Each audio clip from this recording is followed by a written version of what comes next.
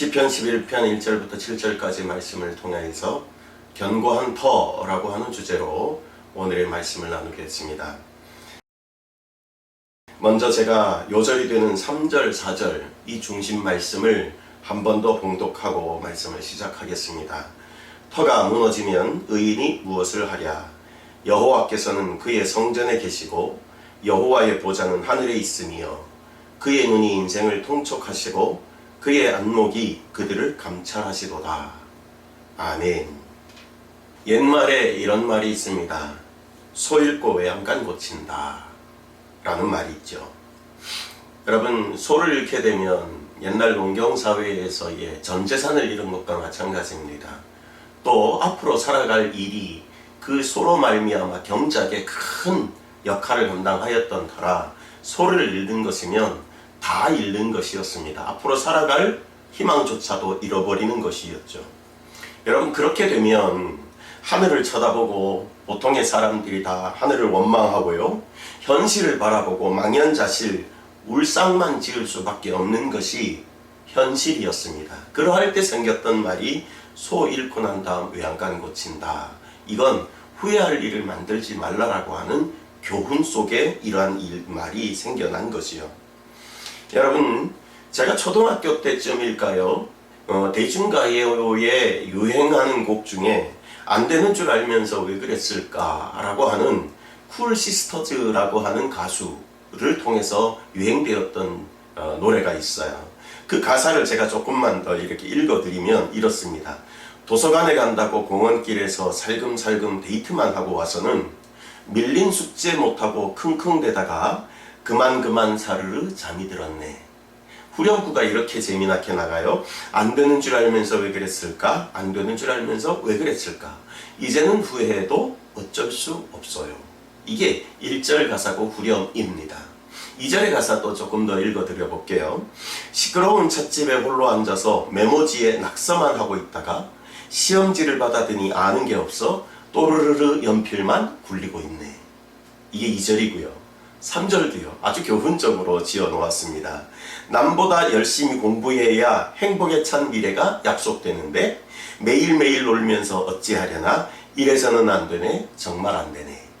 그리고 후렴구가 이어지는 거죠. 안 되는 줄 알면서 왜 그랬을까? 안 되는 줄 알면서 왜 그랬을까? 이제는 후회해도 어쩔 수 없어요. 참 어린 시절에 들었던 가사가 계속해서 이렇게 기억이 나기도 하고 때로는 한 번쯤 들어볼 필요가 있겠다 싶어서 들어보기도 했던 그런 곡이 바로 이 곡입니다. 옛말 하나 더 할게요. 이런 말이 있어요. 이가 없으면 잇몸으로 산다. 이런 말이 있죠.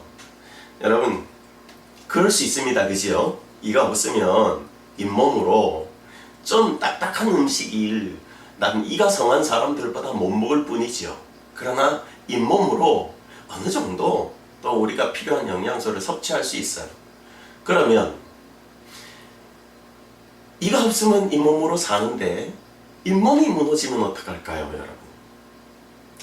이나마 대책이 있는 상황은 잇몸이 있을 때 이가 없어도 살 수 있지만 더 악화가 돼서 이 잇몸이라는 것이 무너지고 나면 더 이상 먹을 수 없는 상황이 되지요. 영양 공급이 문제가 됨으로 말미암아 우리 몸에는 이상이 생길 수밖에 없고요. 이게 계속해서 진전이 되면 더 이상 살지 못하는 그러한 상황까지 발생되는 것이 사실입니다, 여러분.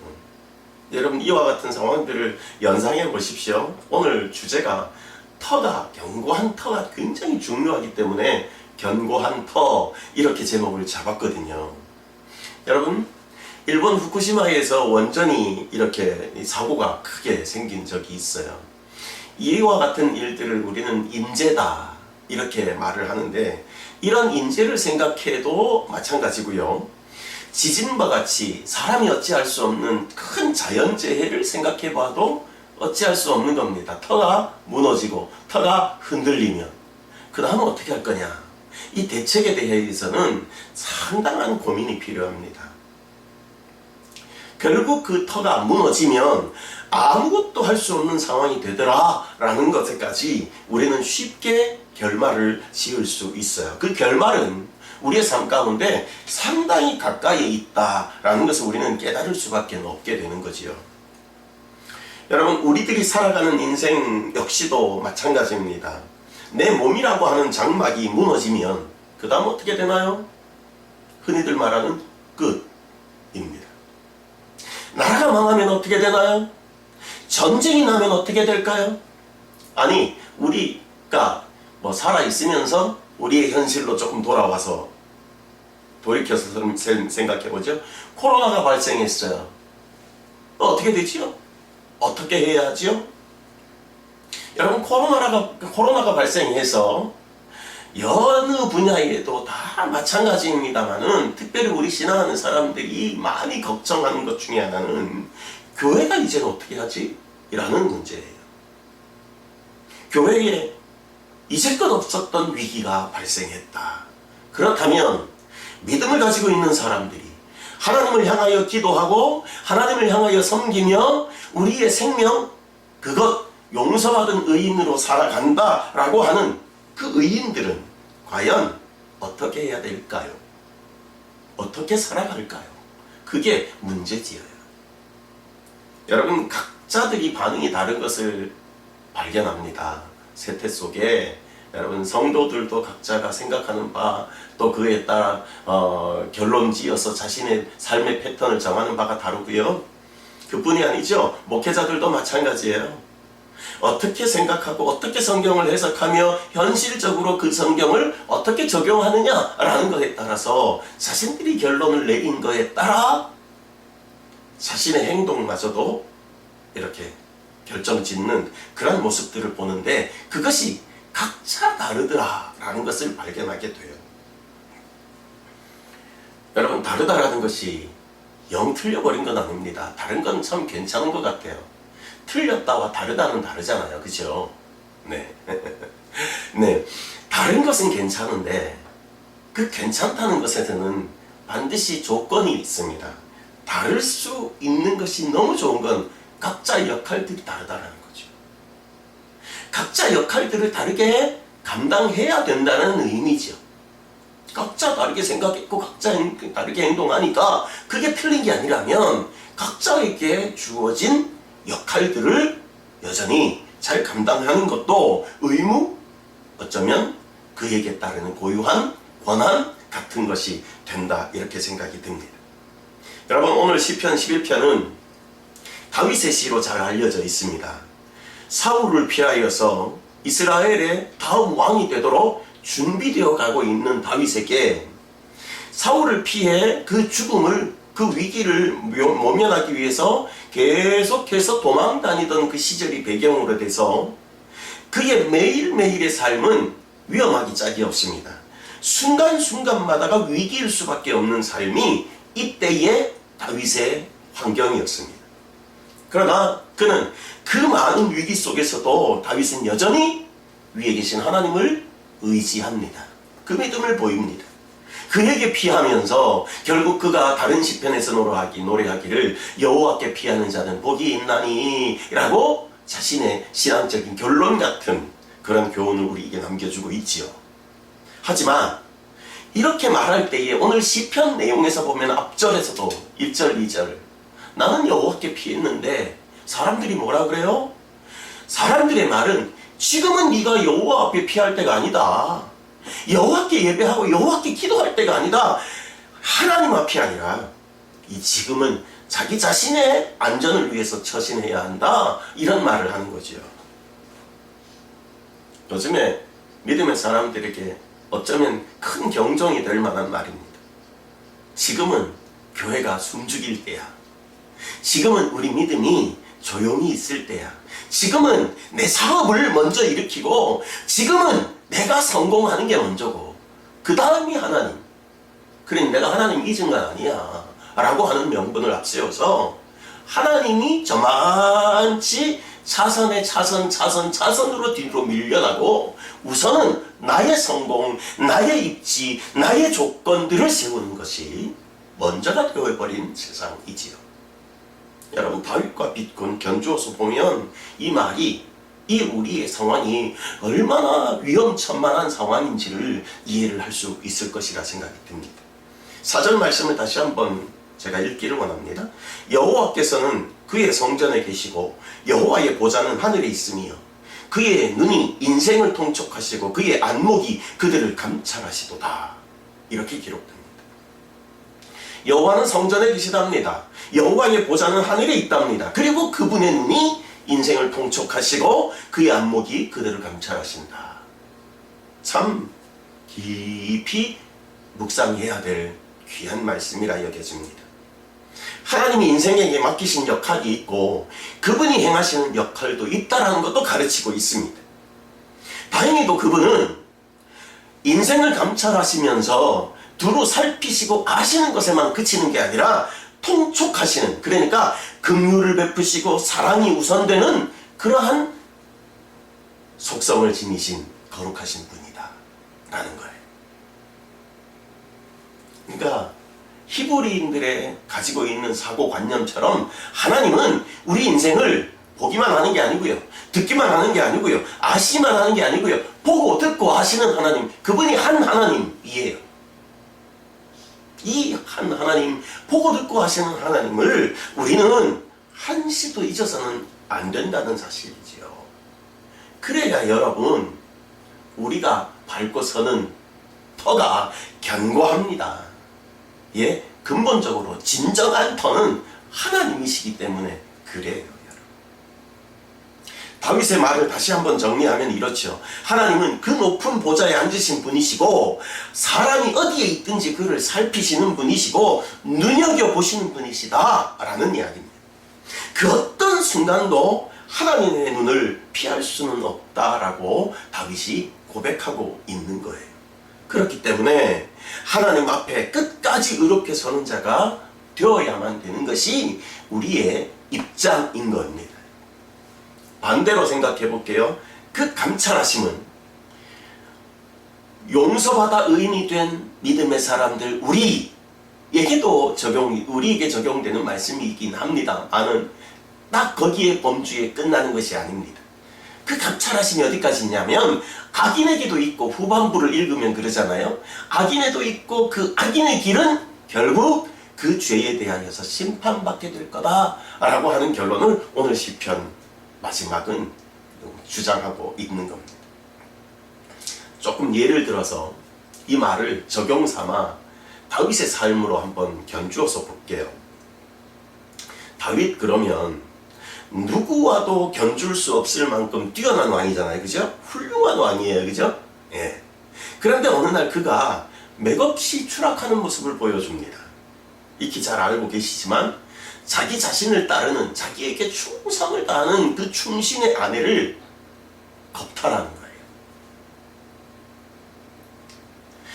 그 사건을 은폐시키기 위해서 그 남편이었던, 그러니까 자기에게 충성을 다하는 그 충신은 그가 우리야라고 성경이 기록하죠. 그 우리야 장군을 치열하기 그지없는 전쟁 가장 끝전선까지 내보내게 해서 적군의 칼날에 의해서 죽게 하는, 전사케 만드는, 여러분, 다른 방법으로의 살인을, 그러한 악행을 서슴지 않고 행하는 것이 다윗이었습니다.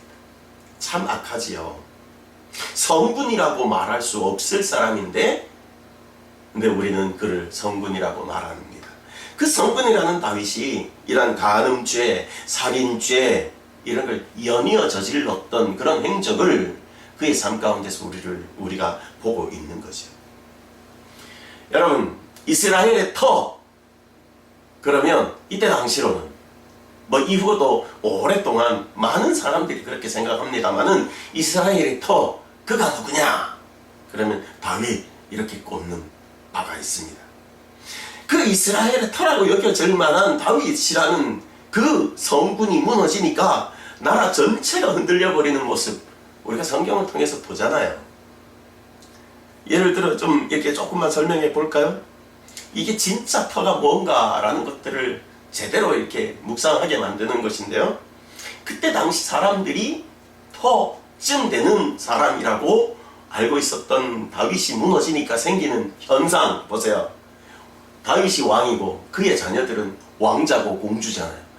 왕자가 공주를 강간하는 치욕스러운 사건이 발생합니다. 아유, 이런 건 일어나면 안 되는 일이에요. 아무리 어머니가 다른 형제 남매 간일지라도 그러면 안 되지요. 그런데 그런 사건이 일어났고 그것을 이어서 왕자들끼리 서로 다투고 죽이는 살인사건으로 번져가는 그런 상황도 우리는 봅니다. 그러다 또 압살롬이라고 하는 뛰어난 왕자는 자기의 아버지 부왕 다윗을 겨냥해서 반란을 일으키죠. 왕을 죽이겠다고, 아버지를 죽이겠다고 왕궁을 점령하고 전국을 거의 장악하다시피 했습니다.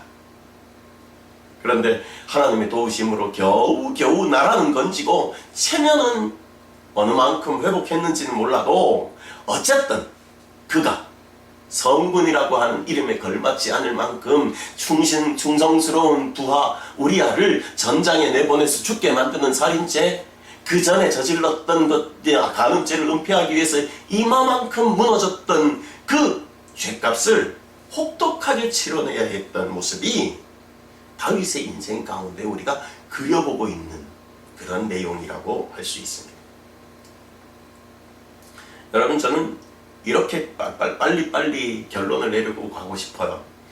정말 중심은 뭐냐? 정말 진정한 터는 뭐냐? 이미 앞서서 결론적으로 가장 진정한 터는 하나님이시라고 말씀을 드렸습니다만, 인생에서 머물러 본다면 여러분, 진짜 터는요, 잘 닦아놓은 고속도로가 아닙니다. 견고하게 정말 몇십 층까지 올릴 수 있는 그러한 빌딩의 터를 그렇게 닦아놨다고 그게 진정한 터가 될 수 없습니다. 아니면 내 견고한 학식이나 내 벌어놓은 견고할 것 같은 그러한 부의 능력이나 혹여 내가 열심히 쟁취해서 올라간 지위나 그것이 터가 될 수는 없는 겁니다. 한 면의 터는 되지요. 그러나 정말 중심인 것은 뭐냐 하면 사람 그 자체가 터입니다. 그게 지도자든 그게 가정에서는 아버지이든 그게 학교에서는 교사이든 간에 그 한 사람이 안고 일어서는 그 현상이 얼마나 막대한 영향을 끼치는가를 다윗의 삶 가운데서 우리는 보고 있는 거지요. 현대사회도 아버지의 외도로 자녀들이 가슴에 깊은 상처를 입고 삽니다. 그러다가 결국은 자신의 인생에서 그 아버지를 닮아가고 그 아버지와 같이 자신도 무너져가는 그런 모습들을 많이 이렇게 보여주고 있습니다.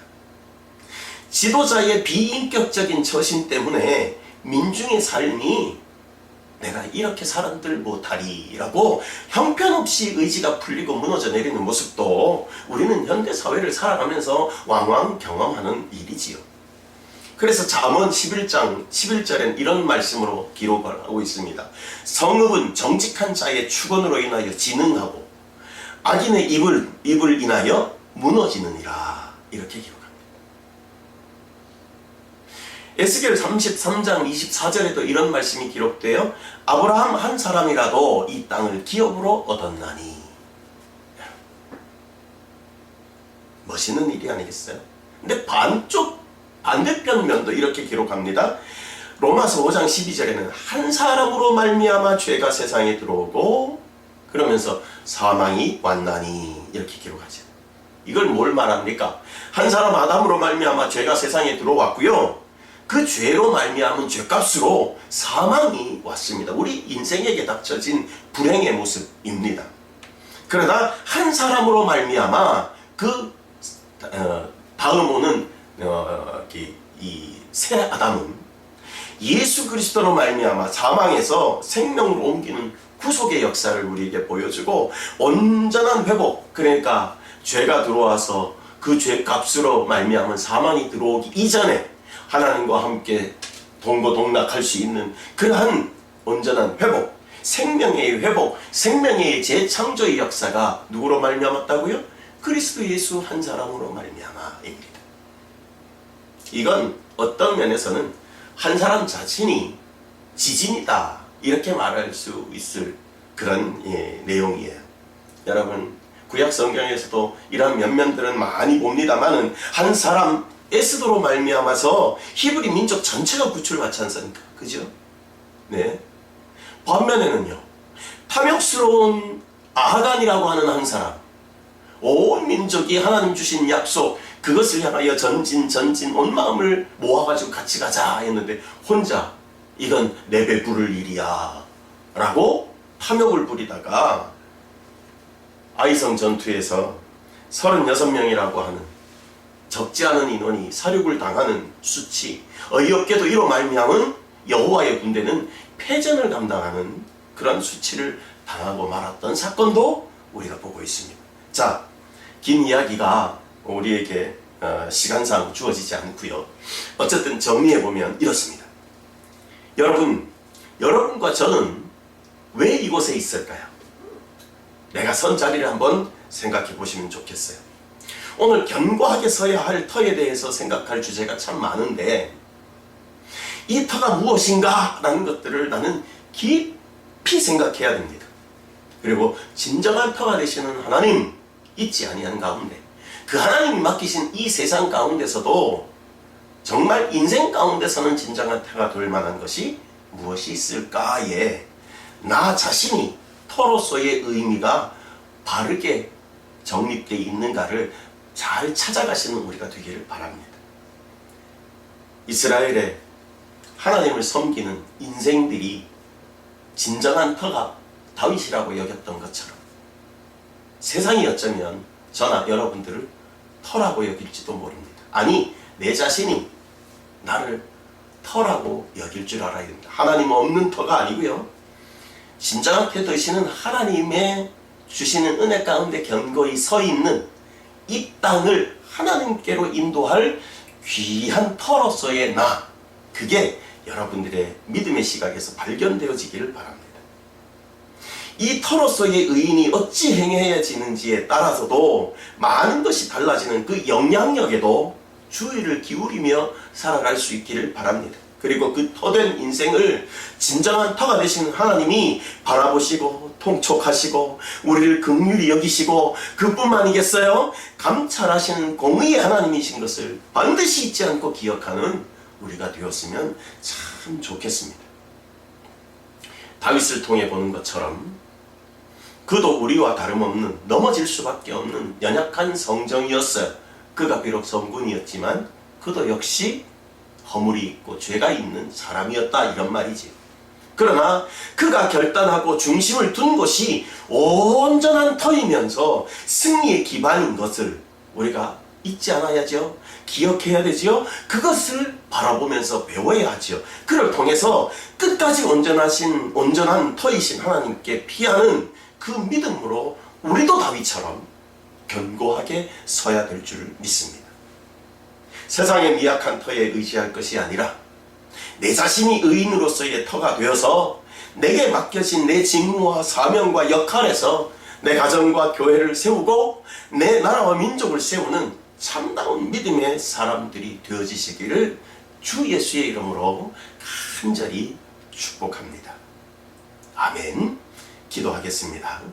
살아계신 하나님, 은혜를 감사합니다. 오늘도 주어진 말씀을 통해서 우리가 하나님 앞에 어찌 살아야 되는지, 어떤 역할인지도 생각할 수 있게 하셨으니 감사합니다. 하나님께서는 우리 인생을 통촉하시고 우리 인생을 감찰하시며 우리의 연약함도 아시고 부족함도 아시고, 그러나 또 어찌 행하시는가를 자세히 살피시는 하나님, 그 하나님이 두려운 줄 알고 그 하나님께 기대어 살 수 있는 온전한 믿음이 우리에게 있어서 진정한 터가 되시는 하나님 안에 우리 또한 견고히 설 수 있도록 도우시기를 원합니다. 우리에게 허락하신 인생 가운데서는 우리가 하나님처럼 세상의 터의 역할들을 감당하는 우리가 되게 하시고, 그리하여 우리에게 맡겨진 가정과 교회와 나라 민족까지도 우리가 저들을 견고하게 세우는 바 아름다운 터가 될 수 있도록 우리의 믿음을 건실하게 붙들어 주시옵소서. 함께 하실 줄 믿습니다. 주의 빛된 영광을 감당하는 우리가 되기를 소원하올 때 모든 말씀을 그리스도 예수님의 이름으로 기도하옵나이다. 아멘. 아멘. 지금은 우리 주 예수 그리스도의 은혜와 하나님 아버지의 극진하신 사랑하심과 성령 하나님의 충만하신 은혜와 은사가 머리 숙여 하나님 앞에 진정한 터가 되시는 하나님처럼 내게 맡기신 바 모든 것에서도 내가 진정하고 견고한 터가 되어지는 삶을 살기로 다짐하는 각인의 심령과 각 처소와 저들이 행할 모든 일에 지금으로부터 영원토록 함께 있을지어다. 아멘. 아멘.